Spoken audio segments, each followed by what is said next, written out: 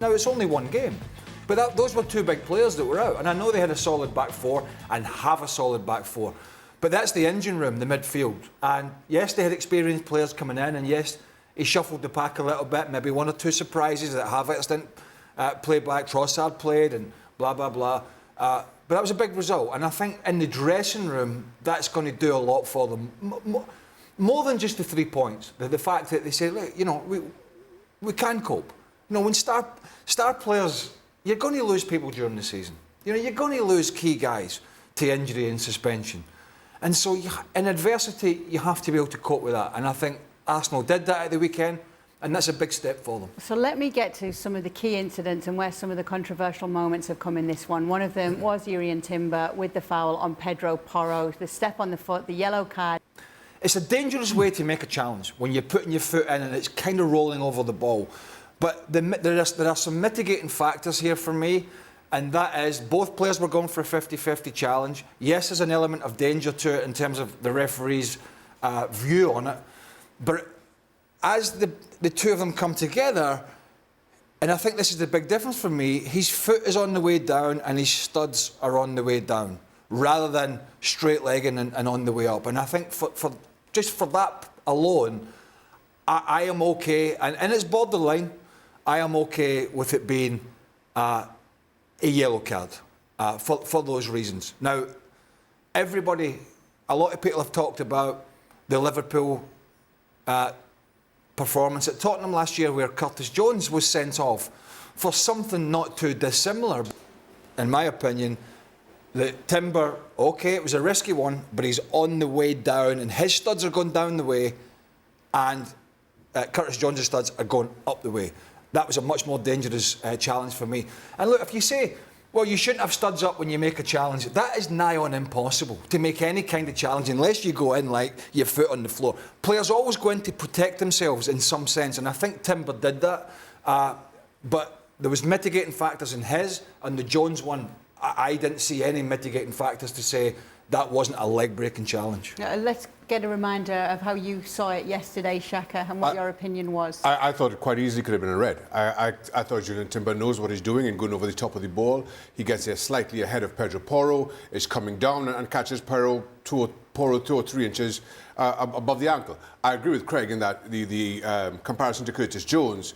Curtis Jones was a far more dangerous tackle and right to see red. I think the difference here with this one, certainly, and you saw it play out in real time with the Curtis Jones, the referee shows a yellow, VAR doesn't intervene, because I think it's marginally less than Curtis Jones. If the referee shows Jurrien Timber a red yesterday, similarly, I don't think the VAR overturns it. I think... No, I agree with that. I do agree with that. It's right on the border as to whether it's a yellow or red, and the decision on the pitch would have stood whatever card the referee showed, which I'm all right, but I more think it's on the side of red as opposed to yellow. So it obviously has divided opinion, Mario. What's your opinion on it? No, my opinion was it was a yellow card. Why did I feel it was a yellow card? Is because I felt like the force in the way he went after the ball is also because I know where it comes from, because Timber, you know, both being, you know, from the city where we're from, and when we play street football, this is one of the things that we do, is like in protecting yourself, you step on top of the ball to make sure that you in an advanced position. I think that was slightly different. But in the protection side, yeah, this is a derby, guys. When it comes to derbies, what advice I can give you is like, you want to win the ball and want to win it as clean as you want, but you also have to make sense and try to protect yourself as good as you can. I think that was a good point Mario made there, that Timber at least had still some control of the ball as he was making the challenge. Had, like Curtis Jones, he just slid it straight over the top and continued.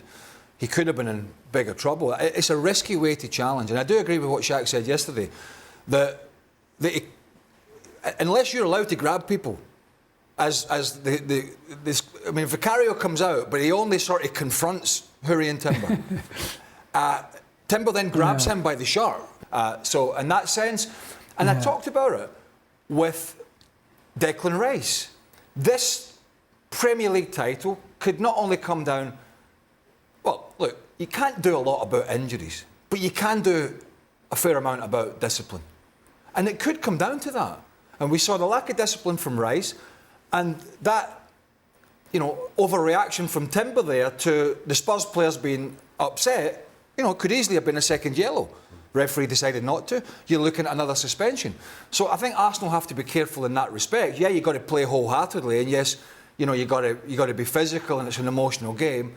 But you can win and lose titles over the course of 38 games on discipline. And I think Arsenal need to be mindful of that. I think the thing with that second incident, and again, as I was saying yesterday, I get it. If as a referee you don't want to show 2 cards within quick succession like that, within seconds, although we've seen it already this season, but I get that. But if you don't, then you can't book Vicario. You can't book one player. Correct. In that situation. So from the time you get a card, either you just step away and have a stern talking to both, and I think everybody's fine with it. It's a derby, it's emotional, things get heated. As a referee, you step in and you have a word with both players and you move on. Then we sit in here talking about, well, was it a red, was it a yellow, and we're moving on. But from the time you card Vicario, you have to card Julian Timber for it. You can't just walk away and given his role in this and somehow expect people to overlook that. I thought it was poor from the referee all round. Let's get to Vicario, because there's been some questions asked here, Mario, and we want to get to it. Yesterday we were asking Shaka that in some of the situations he finds himself in, is there anything more he can do? How do you see his role in this Spurs side, and is he at fault on times like the goal in this game? So I would at least tell my players, get him away from me. Whatever they are trying, get them away from me. And what you learn, that's what they were teaching me. The moment when you see the guy is going to kick the ball, that is when you put force as a defender to get your goalkeeper at least a step. Give him a step. At least a step if he wants to come out, maybe get a jump or whatever. Because in the area where they drop the ball, they have worked on it on training. They knew exactly what they were going to do. And they knew how to isolate Vicario. And he must have known that as well before the game. Regardless if your staff doesn't work, like let's say your training coach or whatever, he doesn't work on it, you as a goalkeeper work on it too. And I felt like in this situation, I know he was not being helped because, this is his area and we have to protect him. But on the other side, we also have to remember, this is football. People are not always going to be nice to you. So when you know they're not going to be nice to you, you have to find your own way how to handle this situation. And I think he should have gone for it and tried to make his space his own way, the way he thinks is the right way. A little bit different to what we were talking about yesterday, isn't it, from a goalkeeper's perspective, Shaka? Listen, I think on this one incident, I don't think Vicario is to blame here. I'm not sure of any goalkeepers in the league who can come through that kind of a crowd. There's a number of things that you could do that you may not get away with now. I will say this, and I know we get on to set pieces and Spurs and everything about it. Up at the other end, Raya isn't particularly strong from set pieces either.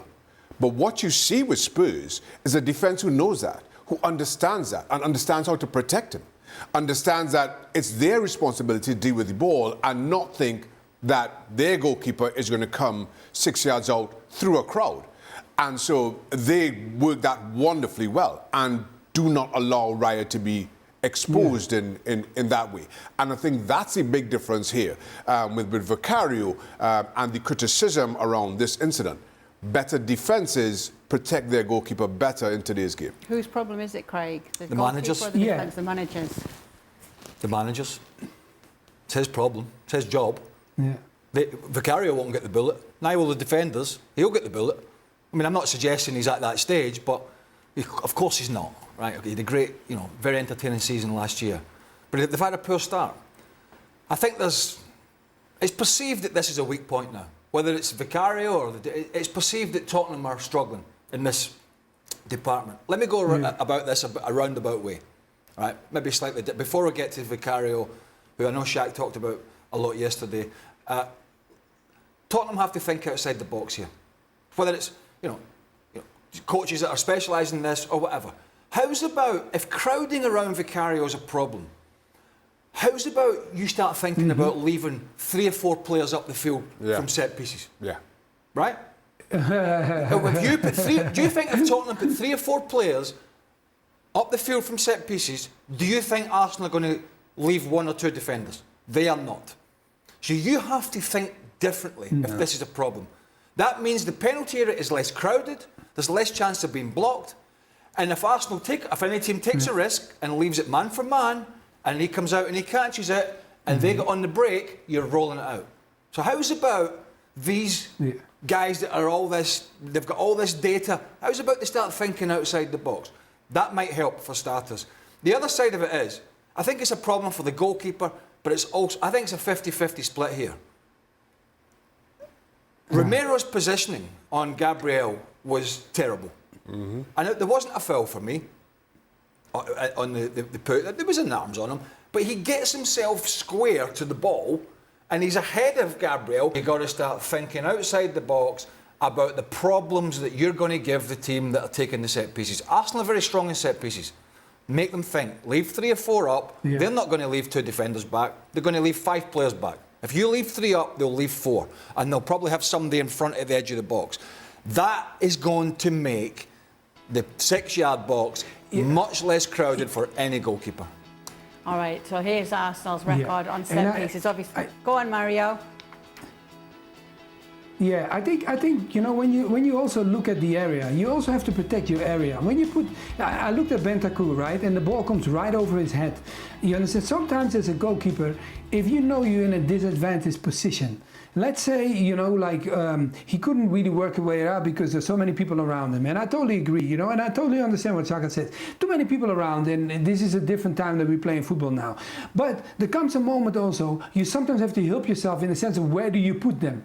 So Bentancur, if you let him step 1 step back, the flight of the ball doesn't come over his head, and you put him in the dangerous area. So I think sometimes is where you put him is where the danger is, and I think sometimes you have to put your players in areas, because if you have a free man as Spurs, they should have, if they have a free man or created a free man, put him in an area where Arsenal's danger man is going to be. And it's not the first time Gabriel is attacking the ball the way he did it. So then you know that you have to work on that, because we had moments as well. And sometimes I will play against players, and I can be honest to you, they were 10 times better than me. Because if you call Tony Adams in the air, the guy was so good in the air that I was like, when the ball gets kicked, one thing I always did, I push you. The moment they kick the ball, I give you a push. Who was teaching me that? All the guys that were older than me, like a Frank Leboeuf or the DCI. They said, you cannot mark a guy and don't push him before the kicks get taken. You push the guy, then he goes 1 step back, then he comes into the area, and then the ball of the flight of the ball comes in.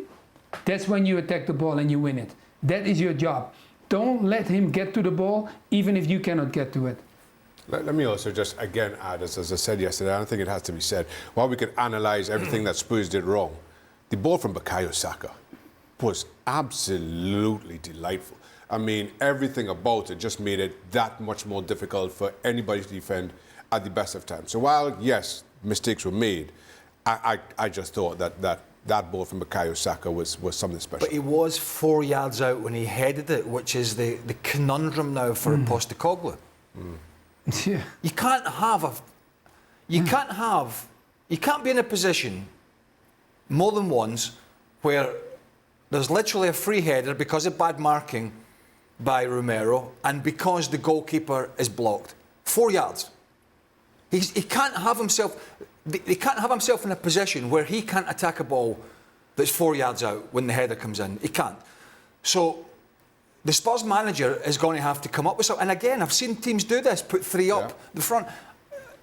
What are you going to do if that happens? You're not sending back your smallest guys. You're going to keep back your quicker, bigger defenders, and that takes away. You're not going to, you're not going to put Trossard back there and Martinelli, are you? And Martin Odegaard when he's fit. You're just not. You're going to put back Ben White, Saliba, maybe Gabriel. Or you're going to have to put these defenders back. So that's why they get paid the big bucks. And to that point, if you're Spurs, you send your 3 short players up front. Your quick, short players. Yeah. You get them out of the way because they're not winning any headers anyway. So you send them out just to make some room in the box for yourself. But do something.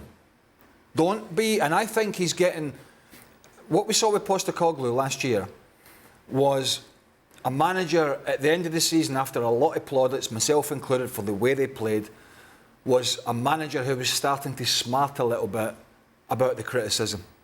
And that has sort of taken itself into this year. And again, we have a manager fielding questions. Yes, and questions about set pieces, which are continually coming up. And he said, I know for some reason people think I don't care about set pieces. And it's a narrative that you can keep going on for ages and ages. I understand that. Like I said, we work on them all the time, like we do for every other team. You know that they're a threat. For the most part, we handled them really well today, but we switched off for one and we paid a price. You learn from that and you move on. Is this an area that really needs addressing further with Spurs, Mario? Yeah, because I think last season he kind of made a comment, like he said, like he made me feel, and I think he made more people feel like he didn't want to focus too much on the free kicks or the corners. Clearly now, this is one of the biggest games of the season, regardless if we just early in the season. It's one of the biggest because the rivalry between Spurs and Arsenal will live forever. And that was before he arrived. So I think he should have known that in the sense of like, and I'm sure he knows because he sounds to me like a super intelligent coach. So for him to know that, he should have, be aware of that, practice, understand, and also making sure that this cannot happen again because you know that this is not the only team that's going to do that against them. And the ones that are going to try this out are not always going to be the top teams, are the ones down the bottom. Because when I played in teams that sometimes were lower down the league, one of the key things we had was free kicks and corner kicks. And we made sure we practiced so much because that was the moment where we could score a goal. Let's get some more of what Ange Postecoglou has had to say. Now, I will say that he was asked about this. He was asked about his record of winning titles and trophies in his second season with the club, and he was continually asked about it. So he said, I'll correct myself. I don't usually win things. I always win things in my second year. Nothing has changed. I don't say things unless I believe them. Oh, Craig. Yeah. Well, he was managing in Australia, he was managing in Japan, and he was managing in Scotland, where Celtic were by far and still are the strongest side. So that was a lot easier. He's at a club who have been derided for their lack of winning trophies. And that's a bit of a statement. I think he could have swerved that one a little bit better, to be honest with you. But, it's factual what he says. I'm not getting away from that. But, these things will come back to sort of be thrown in his face if they have another.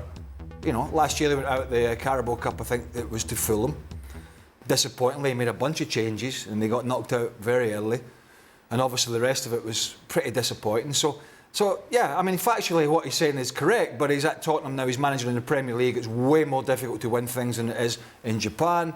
It's way more difficult to win things than it is in Scotland currently, particularly when you're managing the best team and the biggest club in Scotland, in Celtic.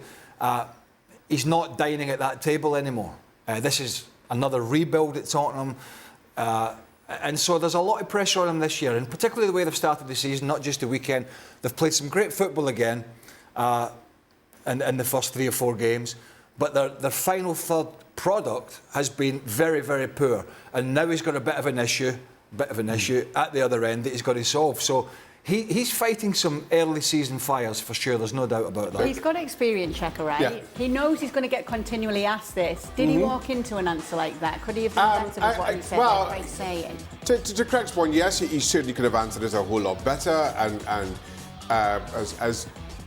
but for me, and I look at this, I think what Postecoglou is doing here is he's throwing on the gauntlet. He's setting a standard for his own expectations about, as a manager, what he expects of his teams.